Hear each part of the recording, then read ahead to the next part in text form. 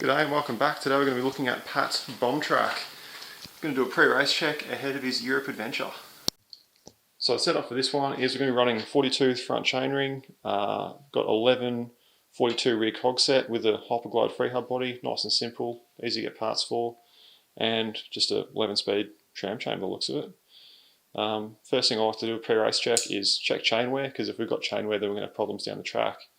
The whole idea of pre-race check is to have all the problems ironed out before the bike even goes, and that way if something goes wrong on the trail, then we know that it's not going to be something that was wrong when it left. So to start off with, no chain wear, looks like a brand new chain, perfect. Everything looks pretty clean, so that's ready to go. Don't need to worry about the drivetrain in terms of wear aspects.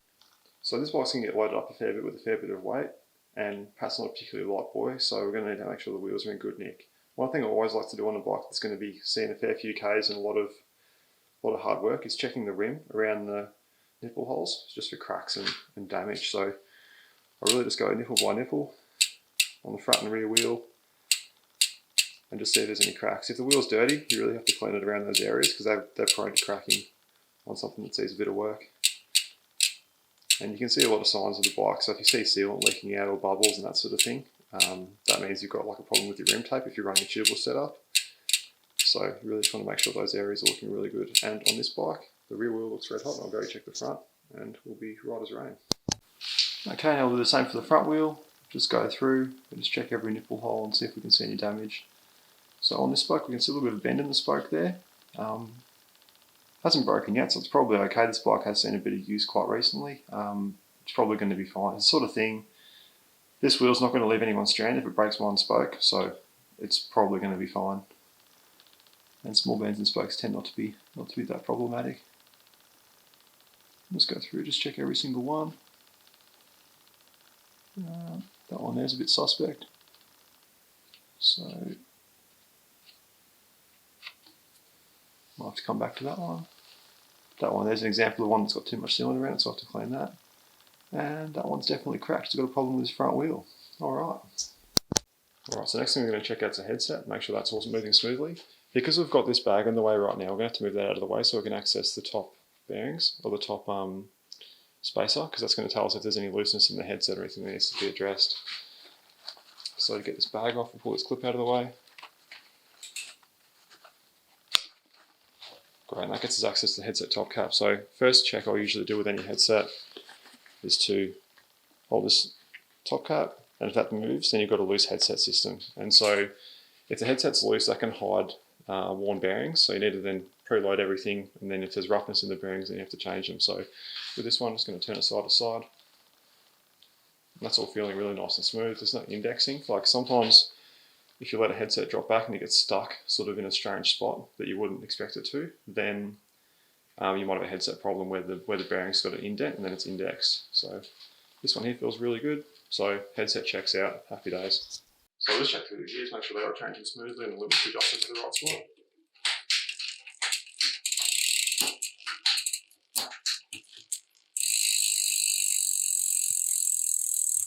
There's a tiny little bit of thread play in that limit stop, so I'll just double check the gears are right and might adjust that limit stop a little bit tighter just to minimise any chance of the derailleur going into the spokes.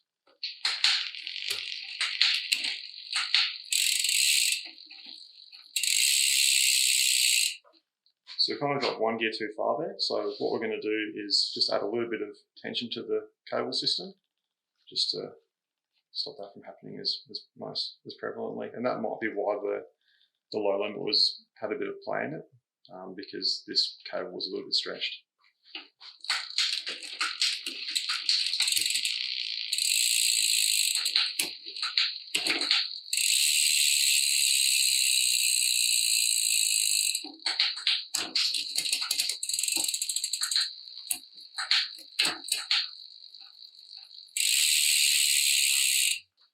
And so in the case of this one, we've pretty much run out of a barrel adjuster adjustment, so I'm going to screw that one back in and pull a bit more cable through. We'll have another go at it in a sec. Right, so what I've done here is I have loosened off this screw, pulled the cable through further after screwing this barrel adjuster in all the way. So I was getting a little bit too far out, and it gets to the point where you only have one or two threads left engaged into the body of the derailleur here, and then the barrel adjuster is prone to sort of snap off. So you don't want to have too much of that out. So that's why after turning it a lot, it sort of gets to the point where there's too much sticking out. Pull a bit more cable through, try again. And sometimes you get it right first go if you pull enough tension onto this one. So let's see how we go and see if we got it right.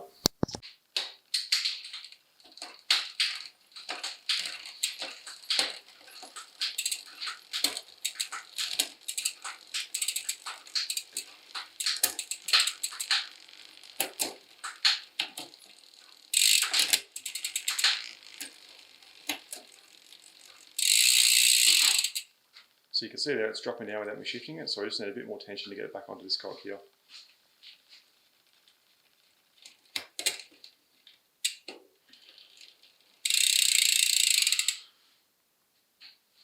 And I may also reduce the B tension, so if we come over here,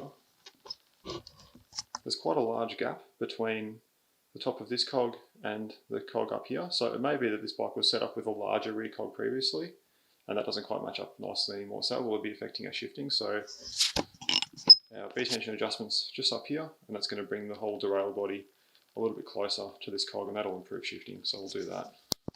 And so a good rule of thumb is, if you set like for most derailleurs, B tension setup is like surprisingly consistent if you follow this rule. Always best to look at the manufacturer's recommendation, but this is what I find works 99% of the time without even checking the recommendation. And you can always verify it afterwards, is you set the chain into the second easiest cog, which is what this is in now. This is the easiest cog, this is the second easiest. And then you leave about, about 6 or 7 millimeters from the top of this cog to the bottom of this big cog here where it reaches the closest point. So we'll set that now.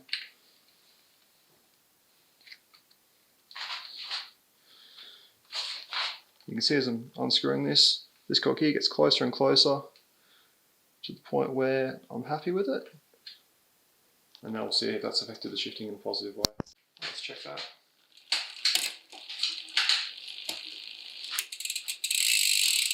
A little bit too much tension now, so I'll wind this back a little bit. That's telling me that I probably got the V tension pretty close, because that will affect how it shifts as well. It doesn't just affect one thing. So let's try that.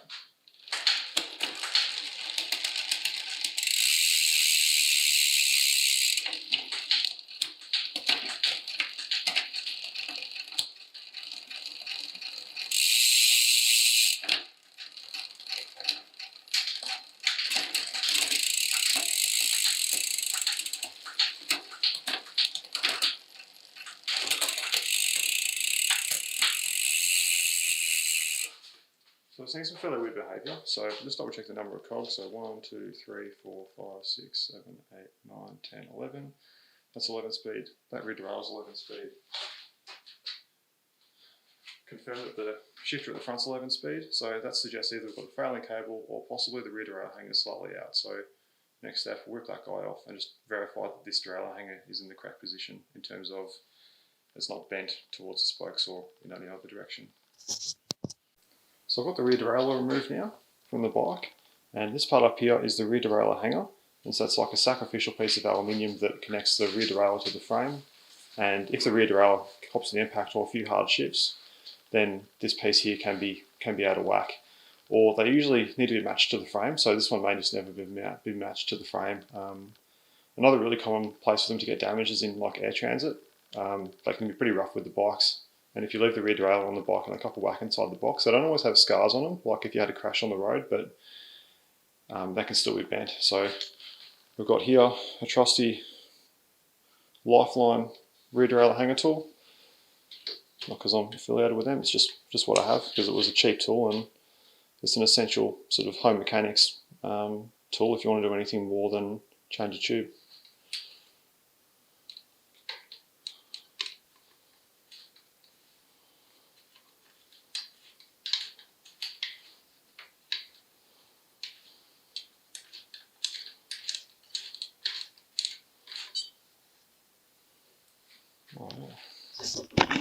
So to start off with,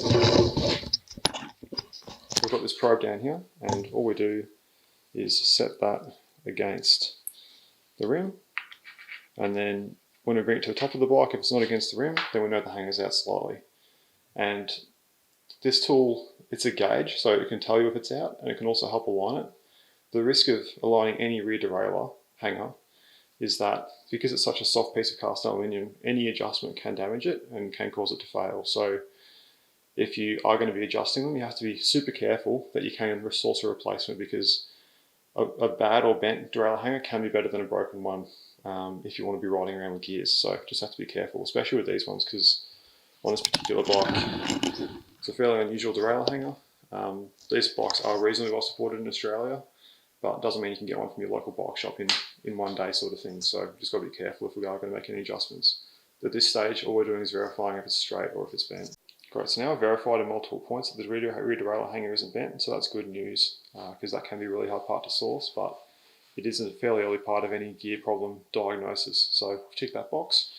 The next thing I'm a little bit suspicious of is the cassette might be a little bit loose. So when I give it a little bit of play, it feels as though some of the cogs are moving sort of separately to others. So these parts being loose will cause strain shifting problems. So we'll check that next and see how we go. Now in the case of these wheels, SRAM spec 40 Newton meters tightness, so you can use torque wrench. I'll typically just call that firm. So if it's not firm, then it needs to be tighter. So let's pick that up. That was a little bit too loose. Make sure I get the tool in there nice and square. I might need a different tool for this one.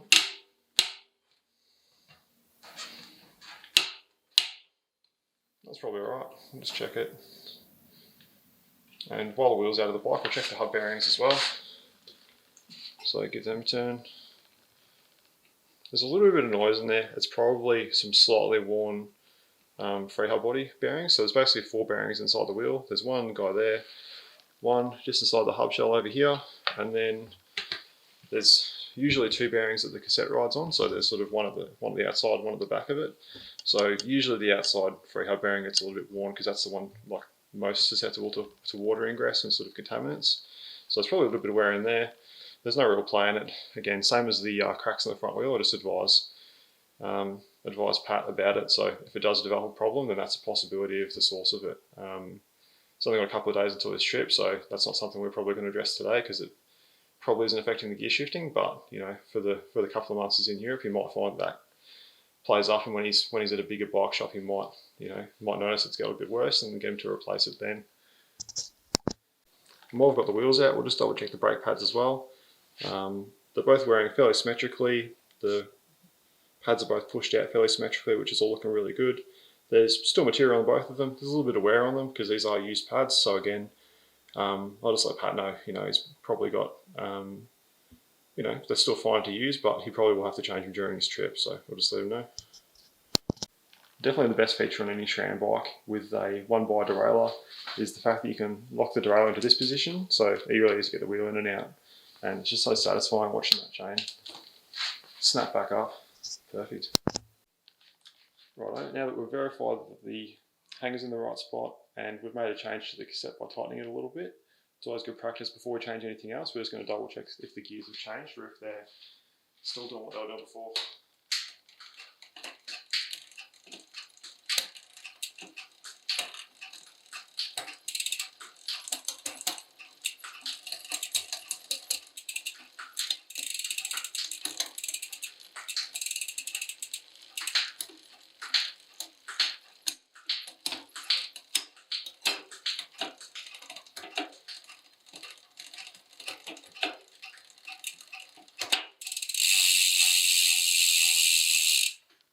That's all looking pretty good. I'm just going to try again with a little bit less tension, but I think that our little nip up of the cassette has got us there.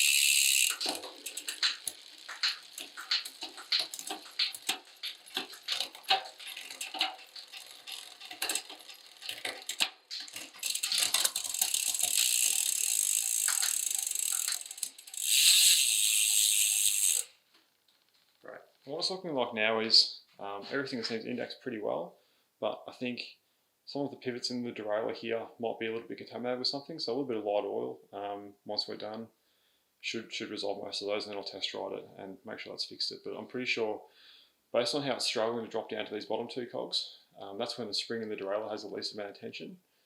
So there's not as much sort of like dragging the derailleur back at that point, whereas it's sort of enough to fight some of the stiffness in these pulleys up until that point. So I think a bit of oil in the derailleur, and it should be shifting really nicely, and I'll confirm that during the road test. It can be hard sometimes as well with SRAM derailleurs, for me at least, to get the feel of how they should be shifting in the stand. Whereas you get them on the road and it's sort of, you know how far you need to push the shifter to get what you want. So once I'm actually riding it, that'll let me know if I've got the tune perfect. And a little bit of oil might make it shift a little bit nicer as well. So I'm happy with that at this stage. I don't think there's anything else to worry about. I think the cable's in good condition based on how it's indexing and how it sort of feels at the shifter. So we'll move on to something else. Now, just checking all the pedals, and I did notice a little bit of sort of side to side movement in the crankset. So I'll sort of raise the crank to this position, just go a little bit of rock to and fro. So it feels like there's just a tiny bit of play to and fro. So that's the kind of thing. It's pretty subtle, and it is better to have a little bit of play than no play and sort of binding effect inside the bottom bracket. However, over hundreds of thousands of rotations, that's going to get a little bit worse. They always get sloppier, and it's going to turn into a hammering action, and that could damage the frame. So even though this has got a really good quality T47 bottom bracket system in it, which is threaded, and quite tough over time, if this gets a lot more play developed in it through like a worn bottom bracket, or even just through that motion, it's best to avoid. So we're going to see if we can adjust it out of it. If we can't, it's not the end of the world, but it's going to be best to. So we're going to try it. Now, looking at this one, I was inspecting the pinch bolt here, and the pinch bolt, which is this little 2.5mm nut in here, was actually a little bit loose. So I'm just going to back it off a tiny bit more, and this will be a two-hand job. So I'm going to see if I can. Well, I might do a hand job. Oh, here we go. So I'll screw this in a little bit, and we'll see if we can remove some of the float just through this integrated adjuster in the cranks. And it doesn't need to be really, really tight. Like, you don't need to put like a big wrench onto this ring, I don't believe. It's just a micro adjust. So just by unscrewing it, and that might be a millimetre or so, and probably 0.5 millimetre extra preload, and that's hopefully going to be enough to remove that float. So I'll lift up that grub screw now, and we'll see if we've got it right. Great, so that pinch bolt's now all nipped up. Let's just see if it's got any play in it now. No play, all good. So that's going to be a nice and reliable bottom bracket for us. Now I've noticed a little bit of rub in this caliper. So this caliper is rubbing on the disc rotor or vice versa. So been asked to fix that if we can. First step is to just undo the rotor slightly, undo the caliper slightly. So these SRAM ones typically use a T25 Torx bit.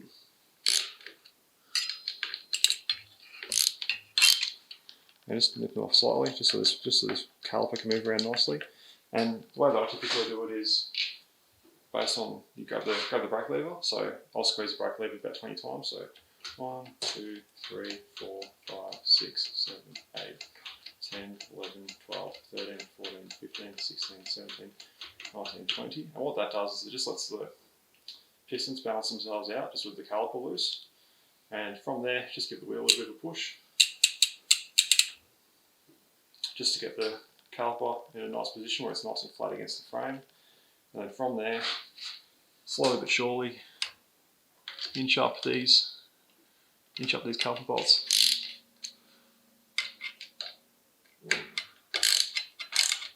Now, so I'll do a bit on each side, otherwise what can happen is when you're doing it up, the whole caliper could twist in one direction, and that's going to end up with a rubbing brake.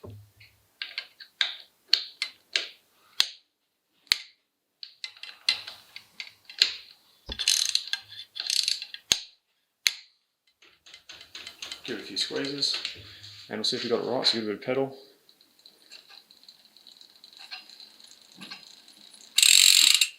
And I can still hear it, I don't know if you can hear it, but you can still hear like a once per rotation little rub.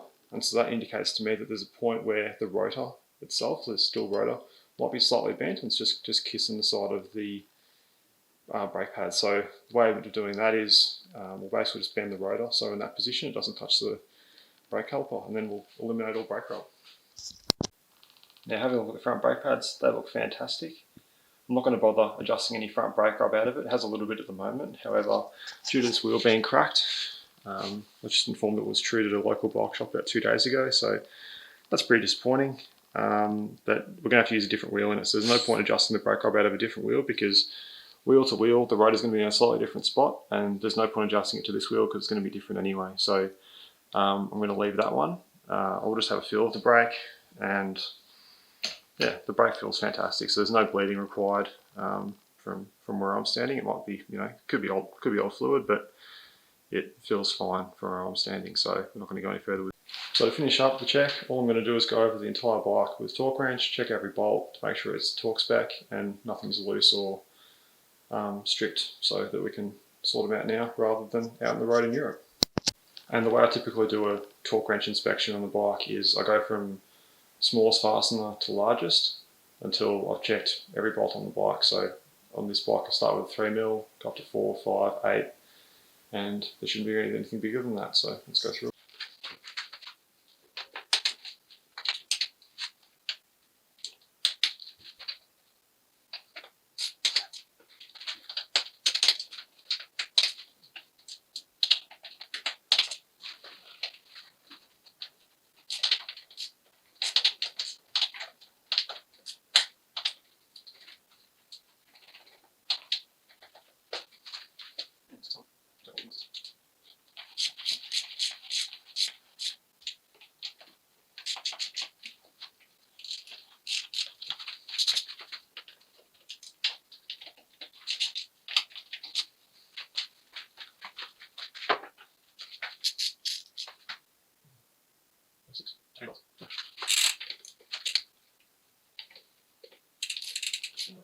Yeah, it's okay.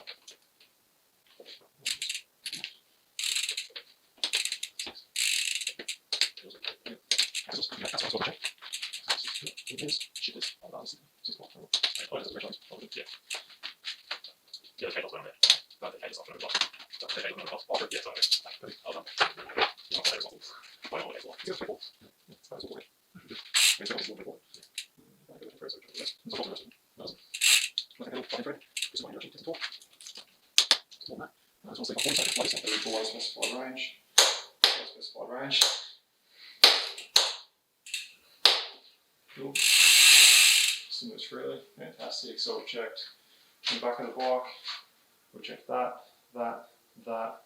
cover bolts, rotor bolts, cassette, wheel, good nick. These are unused. Check that, pedals. Bottom bracket should be in tight because there's no additional play. Left hand side pedal, seat post, seat, tight enough. Front through axle, front caliper, front rotor, levers, headstem, steer bolts, stem bolts, computer bolts. Perfect. Race ready excluding that front wheel. I'll advise Pat and he'll work that one out. Ready to go.